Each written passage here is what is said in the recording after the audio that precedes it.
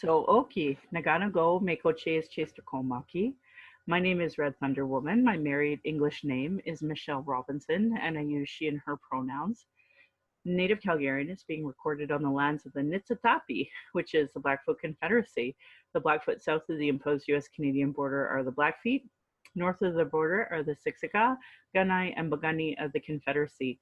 These lands are Treaty 7, signed September 22nd, 1877, with signatures that include the Blackfoot Confederacy, the Stoney Nakoda, composed of the Wesley, Chiniki, and Bearspaw nations, and the Dene from the Tsuut'ina Nation. I acknowledge all First Nation, Métis, status, non-status, Inuit across Turtle Island as the keepers of these lands. All non-Indigenous or treaty partners with the government signing on your behalf. I honor the Blackfoot.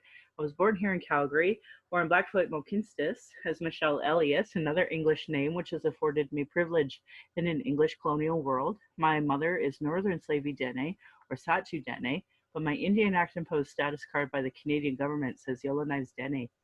My father is so Canadian, and the daughter of a Mayflower, and a daughter of the American Revolution, while having an Indian Act imposed status card. I acknowledge my Dene lineage, and that I was born in Calgary, but my family is not part of this area. They're not part of the Treaty 7 signatories. My Dene lineage roots me in the land of the Hare people, also called the Great Bear Lake people in Treaty 11. I'm a native to Turtle Island, and my Dene nation is a visitor to this area of Quincho Tine Indahe in Satu Dene, meaning horse town, named after the Calgary Stampede. Land acknowledgements are critical for creating a safer space for Indigenous, as well as honoring the host as a guest, and acknowledging my role as a treaty partner. My humblest apologies to the Blackfoot elders and language keepers as I learn the proper pronunciation. Any mistakes or misinterpretations will be on me. I encourage questions so that misunderstandings can be cleared up as soon as possible. I do not speak on behalf of all Indigenous, but I can share what I know as I walk down the red road. If you're experiencing emotional distress after anything we talked about today and want to talk, call the First Nation and Inuit Hope for Wellness helpline at 1-855-242-3310. It's open 24 hours a day, 7 days a week, and there is also a text option at hopeforwellness.ca. And for non-Indigenous, there are distress center lines in your area. My Patreon account is Native Calgarian, where you can pledge and support. Thank you to my previous donors for showing your support to the show. If you value listening and can afford to give, thank you. For those that cannot afford to give but listen in, I'd love to hear from you at nativeyyc@gmail.com, where you can send in your comments or questions. We also have YouTube channel that I'd like for you to just subscribe to. And for podcasts, we're on Spotify, iTunes, Google Play, and Stitcher. And I'd like to give a shout out to my super loyal donors of Adam, Alexandria, Beatrice, Ben, Beth, Brian, Kat, Celine, Christina, Crystal, Diana, Jana, Jenny, Jocelyn, Judy, Karen, Kathy, Kenna, Leah, Lisi, Marisa, Melissa, Natalie, Nathan, Rebecca, The Sprawl, Shara, Sharon, Tammy, Tiffany, Vanessa, and Veronica. Woo! That's I love my problems of having to say all those names. With me today, I have somebody who's actually incredibly influential in my life. His name is Tank, and Tank, I'd love to have you introduce yourself. Okay. It's not going to be anything like your introduction. That's okay. I'm Tank, and I'm an artist that lives in Calgary. And I don't know what else to say. No, that's okay. I really appreciate you introducing yourself and letting people know. As an artist, you probably don't even know it, but I was telling my husband yesterday, we had crossed paths, and I had found out you did the Marlborough Mall, like those scare centers. And I mean, that impacted me forever. I haven't been to a scary movie or anything that is as good as that. And I think it's just such a testament to your art. And now I've been working with you that I've been able to tell you that your work has influenced the two tattoos I have on my arm. They're both because of you. So I just have been really excited to show other people who you are and what you've done. and tell us a bit about your life and your journey so that I believe we're the same age, that there's a lot of people that would be inspired to know more about you. Maybe. Maybe. Okay, well, I'm going to start with the story of the first tattoo that I met you because of. So we have a local artist here. Her name would be Danny, and they changed their name to their Blackfoot name now. So it means rain woman, and I'm really excited to have her share this event that you were working on. It was a fundraiser for digital art, and I was wondering if you could talk a little bit about you know what you're passionate about when it comes to other folks taking this film and or animation, sorry. Um, well, I got the idea to do a fundraiser, especially for animation. I noticed that a family had come in and they couldn't afford, or they had said something that maybe it was too much money for them. And the kid, he looked a little rough around the edges. And I saw a lot of myself in him, and I'm like, well, like what an opportunity it would be for him. Like, he seemed really excited, and so yeah, I put a tattoo fundraiser together, not for him specifically, but I just um, I left it at quick draw so that anybody did express that they might be too much, those funds would be there for them. Yeah. Yeah. And that matters to me because I think a lot of times, like in I think learning and unpacking a lot of who I am and my intergenerational trauma, understanding like the gravity of poverty trauma, and I mean even today, I still go, well, I don't know if I can afford that. I don't know if I can do that, and that's like that trauma that's like from long, many generations now, even of not knowing that that's a worthwhile endeavor. And I think especially for kids, we want them to do as good as they can as well as they can. And I love that you've seen that right away and you wanted that for others. Yeah. Yeah. Yeah, art saved my life, and it could potentially save other people's lives. I believe that wholeheartedly. I believe that. I went through a lot of counseling I've always gone through counseling actually, and I do a Mending Broken Hearts program now for women and for femmes. And so that kind of counseling is always ongoing, but it requires you to use the words, express emotions. And the one thing I've realized, especially with youth, is that sometimes art is their first language, and we have to give that space. Yeah.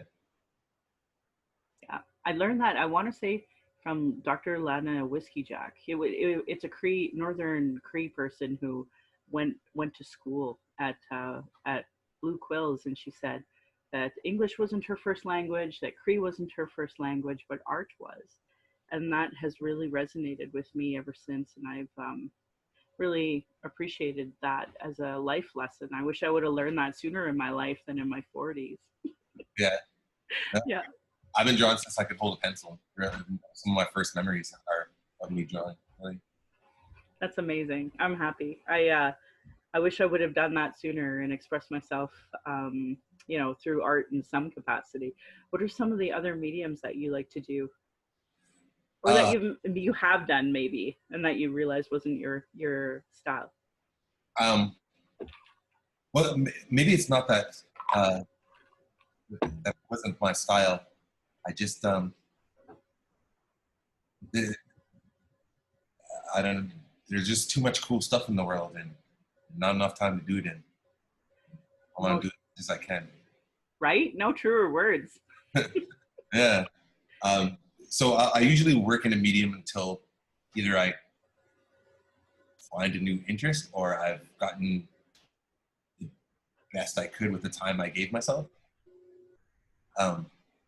So before it was, I started with just a ballpoint pen, lined paper, in my school books. The school books, yeah, that was probably my first medium, just in the margins. Yeah. and then and I started off really early with makeup effects. Like Halloween was always a big deal, and I'm the oldest of 8 kids, so I would line up all my brothers and sisters and buy whatever makeup stuff I could, or use latex and toilet paper to put on their face and stuff. That's so cool. So all of us were all just little monsters running around the neighborhood. Yeah, but literally during Halloween, literally. Yeah, but it was all year round though. It wasn't just Halloween. Yeah, that's good though. That's fun. Where did you grow up, if you don't mind me asking? I grew up in a small town, Chatham, Ontario. It's a little bit outside Windsor. Ah, what's it like there? I don't know what it is now, but I haven't been there maybe 20 years or so. Oh, wow. Yeah. Well, you have to understand, I've only been in Alberta. So, Okay. yeah, like, geez, I can't remember how old I was, but it was just recently I seen my first maple leaf. You know, Oh, so like here's the symbol of Canada, and I've like literally never seen one in real life until I went to Ottawa for the first time. oh yeah. Yep. Um, Sorry, what was it like there? Yeah, so like even like I hear that it gets super cold sometimes and super hot, and I mean here it's pretty like, you know, a hot day is like we might hit 40 like once a year maybe, but it sounds like it's always hot down there, or it's always like super cold, or it's always like super humid, and I don't know. And what it was like for you, like going to school, if you were inside town or outside town. Uh, well, the weather was all of those things. It was really humid. It got really cold, and it was really hot in the summer. It's pretty much like a farming. Everything around Chatham was all farming. Those were some of my first jobs. Was working in the field. Maybe I was like 10. Oh, wow. Working in fields, yeah, with my aunts and uncles and my whole family. It was hard work, but I had a lot of fun with them doing it. I bet. Well, that's good. I'm glad. And you Yeah. said you were the oldest, so that means you have lots of little brothers and sisters. Yeah. Yeah. I have 2 brothers that are younger than I. One's a half brother, but you know it's funny because I don't really do that. It's like, no, he's just my brother. So a lot of that kind of stuff too. Um, the other tattoo that I have is actually, you were like hugely a part of that as well. So after I got my first one from you, um, and I knew I had to get the second one of the pictographs of the Treaty 7 partners. I approached you right away, and you led me on to a fellow named Keith. How did you know him? um, well, Keith, he used to be also known as the Scorpion Kid. I used to have a traveling freak show, and he was a performer in one of them. So he would eat. He was known as a geek. So a geek in freak show terms is someone who eats live. Back then, it would have been like bats or snakes. Oh. But he would eat bugs, and that was his thing. Hola. Yeah, I had a few different performers in there. Miss Arioli was one of my biggest money attractions. I have no idea that you could pull together something like that too. That's so cool. Yeah, it was fun for a while. I used to travel around with carnivals and, um, and exhibit my attraction. Yeah, your art is so like it's breathtaking, and I just wanted to like amplify that because I know there's a lot of artists out there that need your voice, need to see you out there. So I know it. Yeah, well, thank you. You're welcome. Uh, So so yeah, that's how you met Keith, hey? But you knew then you guys, I guess, changed paths from that, or he was doing that both now. well, we don't do the freak show anymore. I retired it. It ended up being what's known as a grind show. So every 15 minutes you're working, we're just done. I'm too old, I think. Yeah, fair. That's Yeah, totally fair. but then we trained Keith. He was my apprentice for a while at Big Johnson Tattoos, and he got to the point where he's tattooing full time now. That's awesome. Yeah, no, I was really grateful that you, led me towards him. And um, so his boss, his new boss, I can't remember the group, but he said that it would be okay for us to smudge. So Christy Belcourt, she came here and did some face tattoos on a bunch of the women during the Walking with Our Sisters installation. And when we were all sitting there would be about 20 of us in a circle, and the person getting tattooed laying down, and she was um, you know it was mainly face tattoos that she was focused on. I'm sure she did arm tattoos as well. And it would just be like one person would sing and one person would sing and one person would sing, and we just sing songs until the tattoo was done, and we had a smudge going the whole time. So there was like another person, and that was their job, was to make sure the smudge was going. So I was like, okay, so that's our ways. So when it came to Keith, I asked how he would feel about the smudge, and his boss said um, she would just be one of our last people that we tattoo. And I knew we couldn't have a bunch of people singing and such, so I just brought the smudge and let the biggest smudge that I could and let it run out as it went. And did a prayer before, and he was so open to that. His boss was so open to that, and it ended up being like the perfect tattoo in so many ways that sometimes things work out that you don't expect them to work out.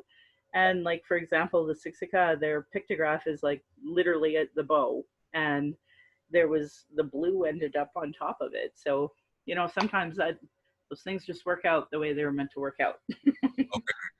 Yeah, so I think a lot of people have seen it on my, I'll share that tattoo photo. So yeah, and it was, you were saying that you encouraged him, so I appreciate that. Well, I'm glad you got the smudge in there. It's good for them. Yeah.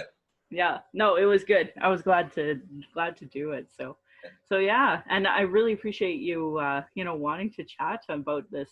You were saying that you do tiki cups or something now. Yeah.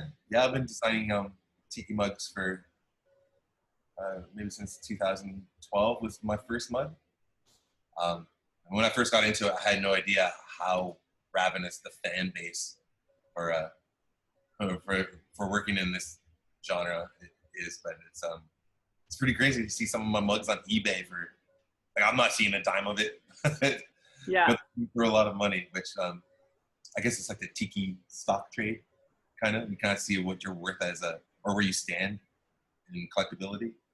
That is so incredible to me. But that's the whole thing. There's niche markets for so many things, and I am completely clueless about it. Yeah. Well, and I'm actually kind of just a nerd that listens to the CBC and reads books, but really, that, like, there's just such a bigger world out there, and I'm trying to see that, and you're a part of it by opening up my mind to these things. Uh, this is one of them right here. Oh, awesome! Can you show it? Like, can you turn it a little too?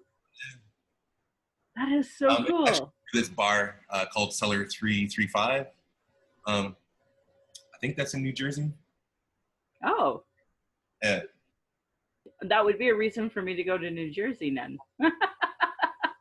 So I have a few mugs in different tiki bars around the states. I have one in Vancouver, but I have this idea that I want to just travel around to all the tiki bars and just drink where the mugs are native to. I love that idea. You were Yeah. telling me that you have a lot of roots in Calgary now, or Calgary, California now. Well, I have friends there, and the company that I've done work for is based there, Mm-hmm. and we're trying to be there longer than a few weeks at a time. So Yeah. I'd be okay even if it was half the year, just the winter. Oh, yeah. Well, I'd like to get out of here for winter too. Well, that's cool. That's super cool. What are some other things that are coming up that you're kind of excited about? Oh, um, mm, mostly working on animation. It's it's pretty much my main passion right now. Yeah. So I'm always working on 3, 4 cartoons at once. Um, so I'm working on this show. It's called Know You're Weird. I don't know if I want to say too much because we haven't released anything yet. Sure. But I'm working with with another performer from Vancouver, Ravenous Randy Myers. Mm. He's a comedian, wrestler, all-around good guy. Amazing. Yeah, so we're putting together this cartoon slash interviewish type show, kind of like You Can't Do That on Television. Do you remember that show? I love that show. And then you would get like the green stuff all squirted on you if you said the wrong word. Yeah, right. Yeah, so it's kind of like that. Yeah. Yeah. We just got Mankind. I don't know if you know wrestlers at all. I am so out of the loop. I mean, I grew up watching like WWF at the time, and then because I was born here in Calgary, like Stampede Wrestling, Sure. like it wasn't just before WWF, but it was also like it would tour. So it came to Sylvan Lake one year, and they went all out and did the full like there was this one character and he had a Jason mask and they smashed his head up against the community center door and left this like bloody mark. And I'm sure it's all special effects, but it was so cool at the time because I was, I don't know, 10 maybe. I was little. And like I met Owen Hart and Bret Hart, and like all the Hart brothers were there because they all came to sign our stuff and give us stuff to sign, and we got to meet them. It was like the biggest thing that ever happened to Sylvan Lake, probably I can remember in my childhood. So it was probably Jason the Terrible that you saw. That sounds right. Yeah. And that was not special effects. That was real blood. That was real. How come you know that? There'd be no. It would be too hard. It's way easier just to get color, is what it's called. Like to make someone bleed for real than it would be to operate some special effects in front of everybody. That's so incredible. Yeah, no, and it looked like it hurt a lot. Like, I'm not gonna lie. And then now that I'm older, my husband actually came across this documentary about Jake the Snake Roberts and how like crippled he really was about the whole thing and how he was crippled. And I felt so bad because here I was enjoying these like I mean they even had like a cartoon for the Hulk Hogan crew. Like I watched all of it. That was like I was totally into that then. But then it just seemed like after it changed from WWF to WWE, and they just changed it really a lot. And I just kind of, maybe I just got older too. I don't know. Yeah. WWE isn't the only promotion on TV anymore. There's some really, really cool stuff going on in wrestling. Yeah. Hey, and you're right in that world. It sounds like. Yeah. Well, I'm a huge fan for sure. I do some T-shirts for some wrestlers every once in a while.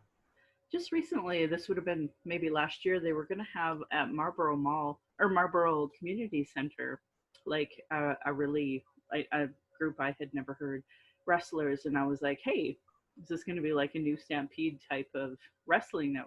And I was getting excited, but it just wasn't working out that I could learn more about it. So do you know much about that? Like a local wrestling group? Well, I think mostly it's RCW and PWA that is operating around here. Mm-hmm. Sometimes Teddy Hart will bring Stampede wrestling back. Yeah. But it's not as often as the other indie shows. Yeah. Oh, good. Yeah. Hey. Yeah. I like the I like the good versus evil, and I like when it's a clear good guy and a clear bad guy. And the bad guy is always doing underhanded things, and he'd do something and run away, and he's cowardly, and you get to boo him. It's like that is not the kind of person I want to be. I want to be more like someone like Owen Hart. Yeah. We used to walk my dog by his grave actually, and a while ago, but my dog passed away since. I love that. I really miss those days where it was so obvious who was the good guy and who was the bad guy. And Jesse Ventura was always like the bad guy. But then the older I got, like I read his book, I Ain't Got Time to Bleed, and I followed him as a governor. And it was like, how come all wrestlers don't end up like Jesse Ventura? But his book actually talked about him trying to unionize all the wrestlers. And it was actually Hulk Hogan, the guy who is like the good guy. He was the bad guy really behind the scenes from keeping them from unionizing. Yeah. It is it is predetermined, but that does not mean there's not competition within wrestling, because there's tons. Is there, hey? Oh yeah. Yeah, I bet. Do you know Jason the Terrible? Whatever happened to him? Actually, I saw him not too long ago uh, at a show, but he's an old guy now. I don't know. He'd probably be in his 60s or something. Easily. And I want good things for those folks that, made my childhood like something I looked forward to Saturday evenings, because there was the main event. Like, so we would even go to bed early at like 8 o'clock. My dad would wake us up so we could watch the main event, and then we go back to bed. Like, I'm not even joking. This is like our ritual that we would do. And I totally didn't mind going to bed early on a Saturday night if that meant getting up to watch the main event. Yeah. Yeah, those days are long gone. My daughter's not interested in anything like that, but I would love to, support that too, because I think that's, it's fun. And I like what you said about it being a really clear good guy and a really clear bad guy, because we need more of that. I don't know. It's like that hero's journey type. Like if you follow a wrestler and you follow his career, it's that hero's journey of like trying to be a good person and eat your vitamins and work out. And like, oh my God, he used to say that all the time. Yeah. I love that. That's so cool. But now you can kind of tell who is doing kind of a put on. Like Hulk Hogan would not get over at all nowadays. Like if he used his old gimmick from the 80s. Yeah. I think people would see through that. There's no way you can have 24-inch pythons and not be on something. Yeah, it's a little different. I would argue that too. Yeah. And he's sitting there telling me if I just said my prayers and took my vitamins, I could be like him. It's a little bit more. Yeah. No, I really like that. Did you ever follow The Rock? Because that was kind of outside of my time frame of following any of the WWE stuff. But then he really was here in Calgary, and I don't know if he ever did local wrestling or anything like that here. I don't know if he was doing wrestling at the time, but he was a stampeder for a while. Yeah, and he had that really cool like fanny pack. I'm just kidding. Fanny packs. Yeah, no, he was the Sunshine Boy, and that one picture just always surfaces every so often. Yeah, he looked like a Will Smith haircut, had like the black turtleneck, and then he had his fanny pack, and he was the Sunshine Boy on the sun. You're talking about that was a Calgary Sun picture. That's a meme now. I know, right? It's everywhere. Some things you can't take back. No, I love The Rock. He's really cool. Yeah, well, especially nowadays too. I think he tries to send a good message. Yeah, well, if the United States is insisting on having celebrity presidents, I think he could do a really good job. Yeah. He I think he's half Hawaiian too. I'm right. Sure. Yeah, and he's half black. Yeah. So I think he's such a good representation for like a bigger picture of what American culture actually is compared to that stuff that they tried to sell you. Back to the Hulk Hogan, eat your vitamins. No, this is totally it. And it's like, no, I think there's so much more we got to talk about here. Yeah. So COVID, how has it affected you and your family? I've been really cautious. It changed my life actually quite a bit, and mostly for the positive. I kind of feel guilty saying that because it's not the case for a lot of people. But I moved my studio from QuickDraw to home. They allowed me to bring all the gear to my place. And over this last 3 months, I've been getting more work done. I'm cooking again. I'm eating good. I have a better relationship with my girlfriend and with my dog. And, I go for a lot more walks with my dog, Hot Sauce. Nice. I was lucky enough to meet Hot Sauce yesterday. It was like an honor to me. I love pups under the best of circumstances. So. Yeah, she's really cool. Yeah, really a gorgeous dog too. By the way, you can tell she's loved. Yeah, that's good. So you were talking about going for walks and it being better. I had a conversation with a friend earlier today, and we were talking about Mother Earth giving us a timeout and saying, you all have to go into your rooms. And just resetting everything, because we as humans, like, sometimes need that. And honestly, I've come across so many people who have said the same thing, where they're reconnecting with their people. And like, for me, I'm live with my husband and my daughter, so for us, like, that has been so good. I don't know if my little Chihuahua mix can really be away from us now. Yeah, he I guess my daughter and I had to go for a trip up to Edmonton, and when my husband, he had to go to the store, and he came back, and my one dog was like, Norton, this little Chihuahua mix. He was like crying and crying, and it's like, really, hey. So we got to figure out how to help him there, because we also had another dog who passed away during this COVID thing, and it actually, she died in our arms, and we took her to the vet, to get her, well, you have to take the dog to the vet after they pass away, and so he hasn't been alone. He's always had dogs or somebody with him. So I don't know how we're going to handle that, but he's one of those things that you can fit right in your purse or your arm. So Poor guy. yeah, yeah. So that'll change a lot of things, that's for sure. Yeah. So is there anything else you'd like to share with us? I don't know.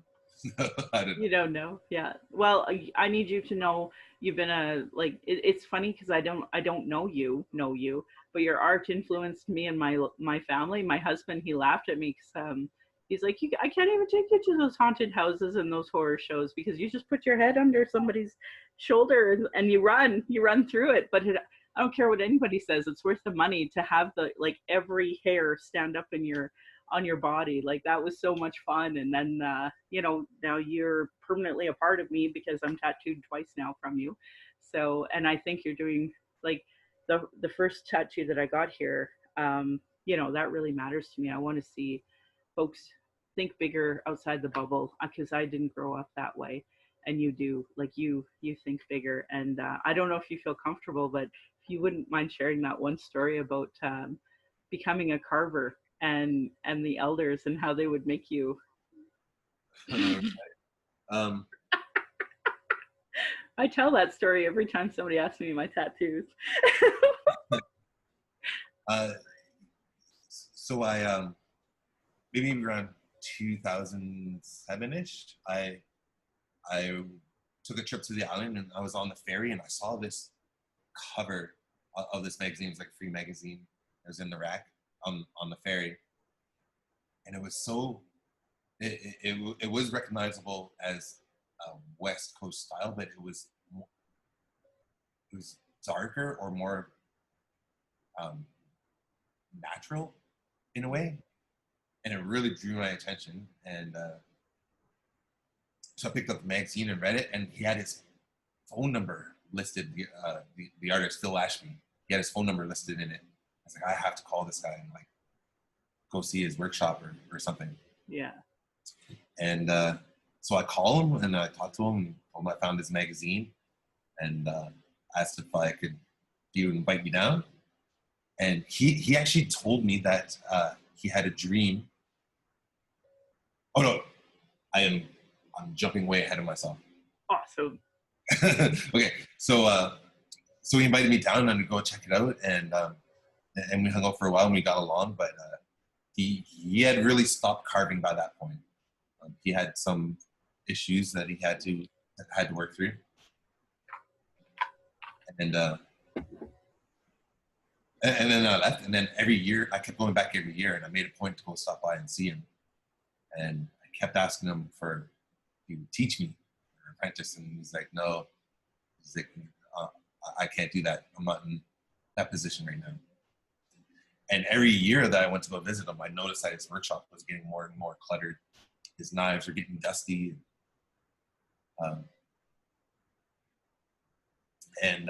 Yeah, maybe this went on for about 3-4 years. And yeah, he just kept saying no, he's not going to apprentice me. And then in 2010, my wife had died. And I didn't know what I was going to do after that. I was just going to go up north, and I was just going to keep walking, really, and just to the edge of the world, I guess. I don't know what my plan was, but he was kind of along the way. So I stopped by his house, uh, and he saw that that I needed help. And so he's like, just stay here for the month, and then we'll try to get you enough supplies so that if you want to go, you can keep going. Mm. So I did that, and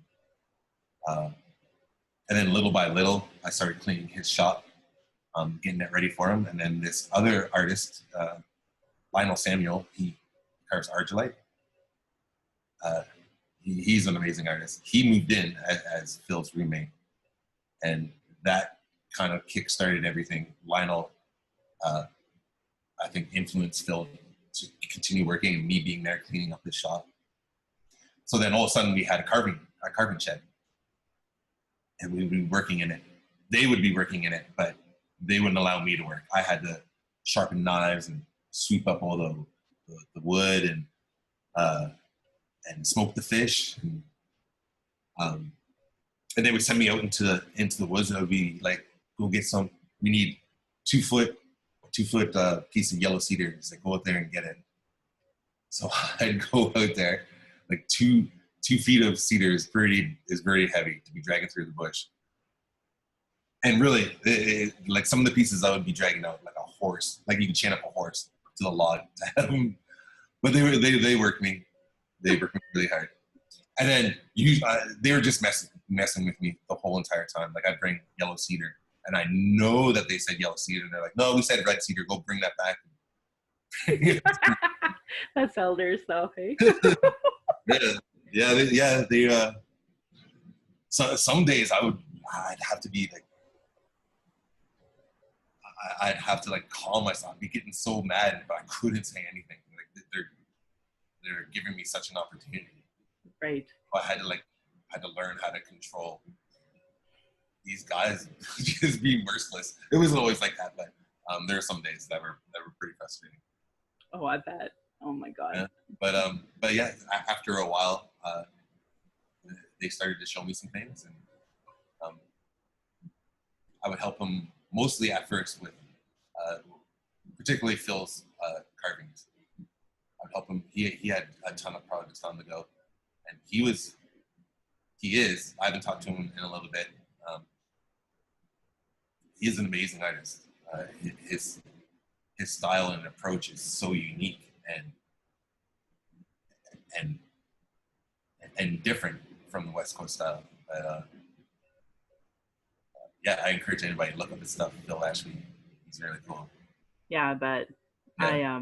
I really appreciate you sharing that, because I love telling people that you got you got some teachings, but it came like like elders do. They always play with us before we get there. Yeah. So we were on this little river. Phil's property was on this little river, and we didn't end up doing the carving, but we were going to do like a memorial pole because I would always walk along the river to Phil's place, and then they told me this story of these 2 brothers a long time ago. They were killed by a Hudson Bay lynch mob, who blamed them for killing these 2 white women, and everybody around there says that they didn't do it, and that the Hudson Bay just wanted somebody, and they were it. So that they ran down the river, and they had a shootout with them, and they held off I don't know how many men, just these 2 brothers. They eventually had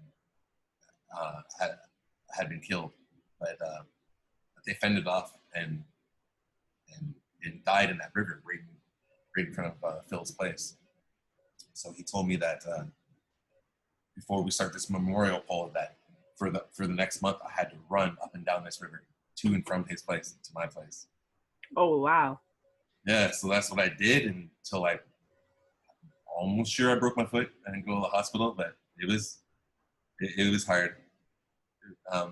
But the whole time I was imagining what they had to go through, and what it must have been like when they turned this corner. That probably would have been a good corner to shoot back at them, and you got some cover. And, right? yeah. Oh, no, I don't remember hearing that part of that story before. So thank you for sharing that. And I just want to say I'm really sorry about your loss of your wife. I know you said it to kind of start it, and I didn't acknowledge it sooner. And I just honor that you would share that. So thank you. Yeah. Yeah, she was also, she did a lot of community work, and which is really why I volunteer my time for a lot of things, is really because of her. She worked she had the Humanitarian of the Year award, presented by, I think his name was Dave Kanye, the former mayor of Calgary. Sure. Whatever his name was. But anyways, yeah. So he honored her with that. But she worked at the YWCA, and so she worked with mostly with teenage girls, and mostly Native teenage girls who were on the street in danger of sexual exploitation, or who had pimps and they needed away from that. Yeah. So she changed a lot of girls' lives and helped them out of really bad situations. Oh, well, I'm really honored that you share that with her, about that of her with us too. So thank you. And we can look that up. So I will. Yeah. Thank you. And thank you for being on my show. I do this like super long exit where I talk about, that bigger picture of what to do when you see racism and things like that. And I'd love, I welcome you to chime in as I talk about those things. Because to me, the whole reason why I have the podcast, well, first of all, Native Calgarian, the idea is, a lot of folks call themselves Native Calgarians, and I always kind of go, what do you mean by that? What nation? And they usually, of course, are non-Indigenous folks. So, but just that bigger picture, and then this week being a huge week because of the change from the Washington and the Edmonton football clubs not using racial slurs anymore. So, that bigger picture of, taking space and such. So when we experience racism, I want to give people solutions, policies, reports, stuff like that, so that people know. So that's kind of the end part of my podcast all the time, is just trying to educate people about some of the issues that we face. So, as I say what I say, I just want to encourage you, if you feel comfortable, to chime in. So thank you for being on my show, and thank you for doing this, for the work you do, the volunteer work you do, but the art you bring, because I'm beginning to believe that just as it takes time for I have to process what I'm experiencing emotionally, and realizing that artists, no matter what the medium, they help me heal and be able to articulate what it is I'm going through. So I just hope what you do matters. It matters to me. It has helped me in my life. And I'm just really honored to get to know you at all and meet your puppy, Hot Sauce. And, I showed off your gift to my girlfriend last night. What's that? The gift bag you gave me yesterday. Oh, yeah. Yeah, I showed it to my girlfriend. She said I was pretty lucky to have people to carry on. Well, you have a lot of stories to tell, and I hope that as new projects, that you can talk about, that you're excited to talk about, like, open invitation, come back to my podcast anytime, and tell us about what you're doing, because I think we all want to celebrate your work too, right? Like, a celebration for you, with you, and to see your actual art. It's breathtaking, and I wish everybody could see it. Yeah. Okay. I'll say my spiel here, but I'm 43. I need my reading glasses now. Indigenous have been talking about our issues, sharing our traumas in podcasts, reports, commissions, public hearings, just so it can be regularly disregarded. And no more. Honor our words. Honor the treaties. Listen to the politicians and their platforms and their policies. If they don't recognize marginalized people in their budget with, like, Gender Equity Plus, anti-racism initiatives, they're cutting violence prevention programs and services, Indigenous education, uterus health choices, gay straight alliances. Know that your vote to that party directly negatively impacts marginalized people. Demand that they implement the Truth and Reconciliation Commission calls to action, the recommendations of the Royal Commission on Aboriginal Peoples, the multiple reports about child welfare reform, violence prevention programs, and reports, and now the 231 calls to justice from the National Inquiry of Missing and Murdered Indigenous Women, Girls, and Two-Spirit. Denying those reports, it's a form of abuse called gaslighting. Our people are experiencing extreme racism in the justice, uh, institutional organizations like the education, the health, multiple reports that say the same things. Demand change from election platforms and politicians. They don't understand colonialism, racism, privilege, sexism, isms. They literally have zero business running. Should be understood by all parties, our local politicians, community organizations, sports organizations. Really great article I said out loud in episode 62 is Truth Before Truth, how non-Indigenous Canadians become allies. I want to continue by putting cultural safety into action so that you can create a safer space for Indigenous, people of color, those with disabilities, and LGBTQ2+ to speak. Look at it as first aid for marginalization. First, you have to do something. Having good intentions isn't enough. You have to take action to make change. You have to speak out against racism, homophobia. You have to, find answers to those questions that you have. Find allies. Create a support system for yourself so that you can advocate for culturally safe approaches. You got to take responsibility for your learning. Read, reflect, ask questions. Don't expect this to come from Indigenous or other marginalized groups. Take time for self-reflection. Be aware of your own assumptions and biases. Question everything that you've so-called learned about Indigenous people or marginalized groups, and take steps to actively disrupt those stereotypes. Commit to lifelong learning. Be prepared to be uncomfortable. Understanding colonialism and the legacy of racism is an ongoing and difficult task. And you can go to heretohelp.bc.ca, what is Indigenous cultural safety and why I should care about it, to find out some more. Internalized racism or lateral violence is another form of violence Indigenous or marginalized people experience by the structure of racism. The Indian Act, Indian residential schools, land clearing policies, these are ideas of structural racism, but out of that creates lateral violence and internalized racism. It's just another form of racism. So you have to learn all of these different structures in order to unpack it. RacialEquityTools.org has some great resources about what internalized racism is by Donna Bevins. And I think right now we're really seeing a great example of that with the Edmonton Football Club and having Soldier Generation saying, no, we love the name, we keep it. But then we have young folks like Kelly Fraser passing away from, all the hate. And I think our youth are telling us what they need, and we need to listen to them.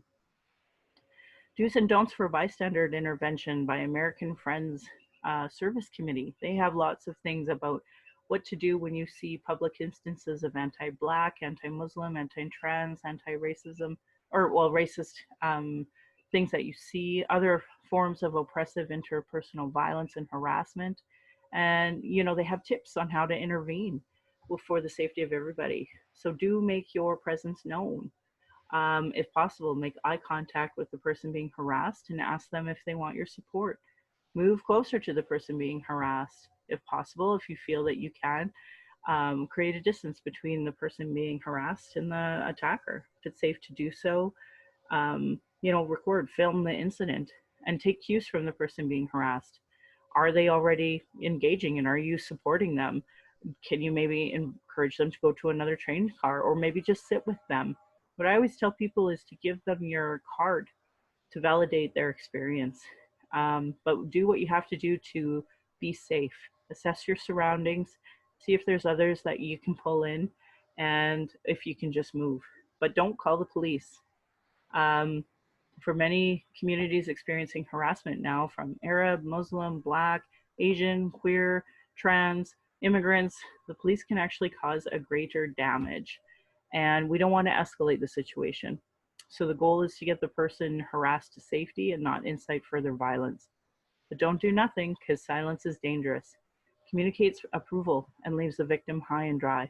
If you find yourself too nervous or afraid to speak out, move closer to the person being harassed, give them your card, communicate your support, and teach your kids about accountability in a positive way, because these people are learning it from somewhere. If you're experiencing emotional distress and want to talk, call the First Nation and Inuit Hope for Wellness helpline at 1-855-242-3310. It is toll free, open 24 hours a day, 7 days a week, and there's a text option as well. Violence is my everyday reality. Every generation has faced it. That's why I started this podcast, to speak freely, without interruption, without tone police. Many people don't want to hear the voice of Indigenous people and opinions, but sure want to tell us theirs. Usually people who don't know anything about Indigenous people or colonialism or the constant surveillance of Indigenous people, our protests, our vigils, our rights. Nothing but typical microaggressions. And then there's the people dealing with internalized racism who become the gatekeepers, who survive off the status quo. They deplete the personal resources. So internal and external racism becomes an everyday reality for Indigenous people. And that's why I started this podcast, as a boundary to be heard. I want to say thank you to my ancestors, my granny, my mom, what strength looks like through your example. I want to thank my dad for being strong and blunt, my stepmom for showing me what a proud culture is through her Austrian family and roots and stepping up and teaching me to be a proud Calgarian. Just through her, I'm a second generation proud Calgarian. I want to say thank you to Darcy for producing and editing the show, on top of being my husband, my childhood friend, the father of our child, and support down my journey of the Red Road. He's witnessed decades of sexism and racism. And to our child, who we are blessed to learn from daily, we are honored you chose us. You give me daily accountability to be a better and stronger person. And I hope my family and my daughter will be proud in the future, trying to discuss these present day issues in a way that they can understand. Again, my Patreon account is Native Calgarian, where you can pledge and support. So thank you, Adam, Alexandria, Beatrice, Ben, Beth, Brian, Kat, Celine, Christina, Crystal, Diana, Jana, Jenny, Jocelyn, Judy, Karen, Kathy, Kenna, Leah, Lisi, Marisa, Melissa, Natalie, Nathan, Rebecca, The Sprawl, Shara, Sharon, Tammy, Tiffany, Vanessa, Veronica. Thank you all for signing up. If you did one donation or did many and had to quit for financial reasons, I appreciate every second of your support. I appreciate every dollar that you gave. Thank you for listening. And if you can't listen in, but you would love to, I'd love to hear from you at nativecalgarian@gmail.com, or you can send in your comments or your questions. I also have a YouTube channel where I'd love to have you subscribe. So for podcasts, we applied on Spotify, we're on iTunes, Google Play, Stitcher. And I want to end by giving that side eye to the Calgary Rabbits. You're lucky I'm not Tradish. And my beautiful cousin would respond, or you'd be in my dish. Thank you for listening.